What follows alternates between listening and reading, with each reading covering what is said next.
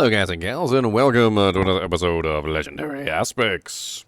Today we're going to be going over another Diablo 4 Legendary Aspect, and this one's for the Sorceress, and this one is called the Aspect of the Engulfing Flames. The Aspect of Engulfing Flames is an odd one, and I think ever since I first set my eyes on this one, I kind of was like, I don't know if that one's really worth using or not. It's a little odd.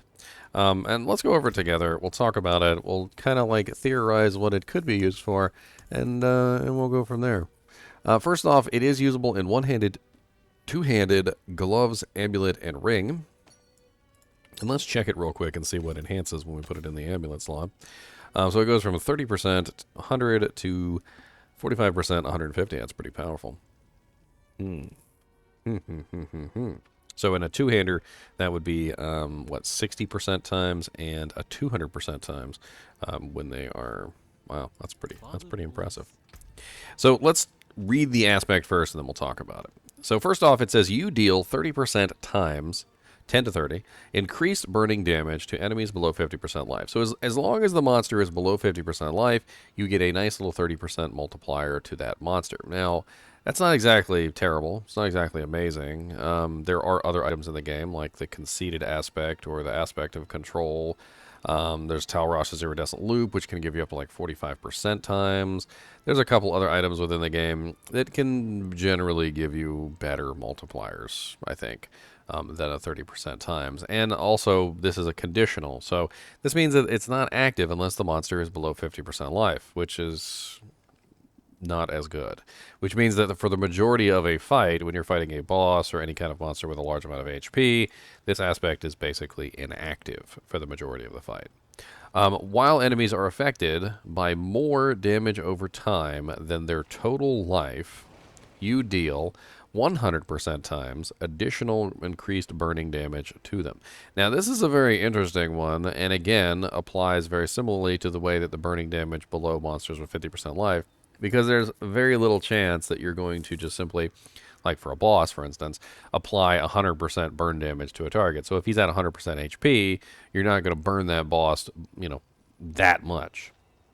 Now, it does feed into itself a little bit, which is basically where the increase that you get from the 50% below 50% life is going to increase your burn damage total, which is also going to make it more likely that you're going to hit that 100% additional burn damage by hitting the more burn damage than their total life. Now, the problem with this is that, well, you have to have a lot of burn damage to make this happen. It's not going to be very effective versus monsters that have extremely large hit point pools, bosses and stuff like that. It's going to be mostly ineffective versus. It will, however, be very effective versus trash mobs, semi-elites, maybe even some more of the weaker elites. It's going to be useful versus most monsters that have smaller hit point pools. The larger the hit point pool the monster has, the more difficult it's going to be to obtain that additional 100% enhanced multiplier for your burn effects. And there's a lot of different skills that could potentially, you'd be utilizing this. One is an Incinerate build, which has a lot of burn damage to it. I played around with Incinerate a lot this season, and it's actually kind of fun with the wand and a bunch of other things, setting everything up just right. You can basically have infinite Incinerate, and having the Engulfing Flames along with it might be a good idea. Also, Firewall is very effective burn damage as well. And there's a lot of different ways that you can set up burn damage on this character. Like you can add in additional burn damage from Flame Shield. You can add in additional burn damage from the Summon Hydras. You can even set up Fireball so that you can get an additional burn damage here, which is really nice. And actually utilize that burn damage to give you additional damage on your Fireball. The only real issue that I have with this particular aspect is that, well, it really doesn't... I'm not really quite sure how to put it. I feel like I need a notepad for this. So, let's assume that you have a monster that has 100,000 HP, and they drop to 50,000 HP, which is their half limit. And you're able to completely consume the monster with burn damage. So you have now hit this target with 50,000 or more burn damage. So you are basically going to kill them. You are 100% going to kill them. Perhaps it's going to take you 8 seconds for your burn damage to tick, but they will die in 8 seconds.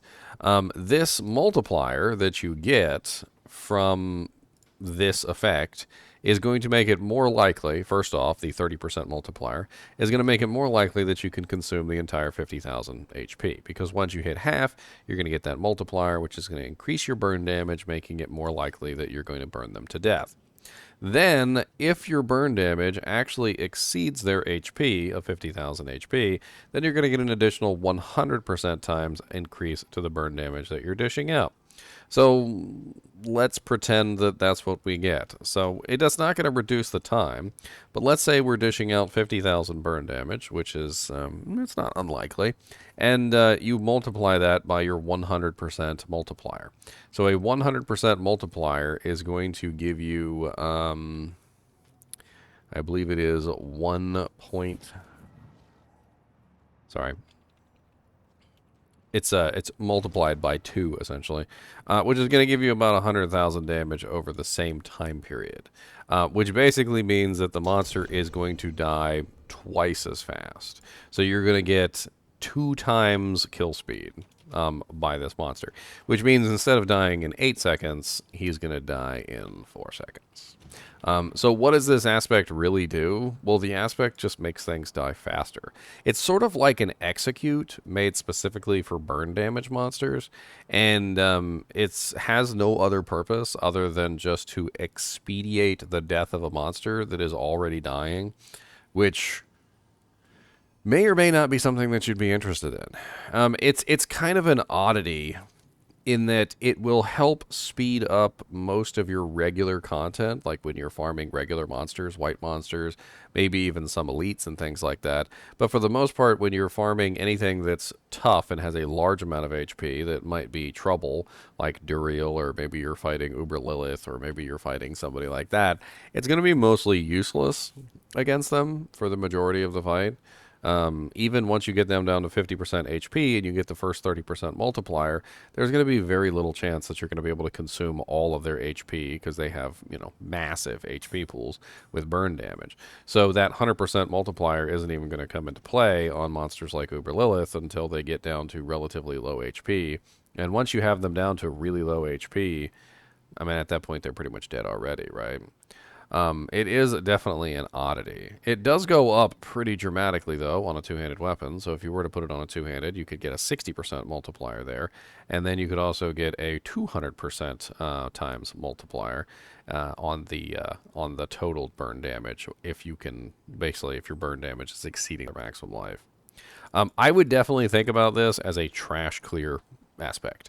It's really good if you're clearing trash mobs. It's really good if you're clearing white mobs and monsters that have relatively no effects, or if you're trying to kill like blood blisters in Lilith. Like the blood blisters would probably die exceedingly fast with something like this, because you'd hit it with the burn effect, and then the burn effect would consume all the blisters' life, and then of course you'd get the 30% and then the 100% multiplier relatively quickly, and they would burn to death within seconds.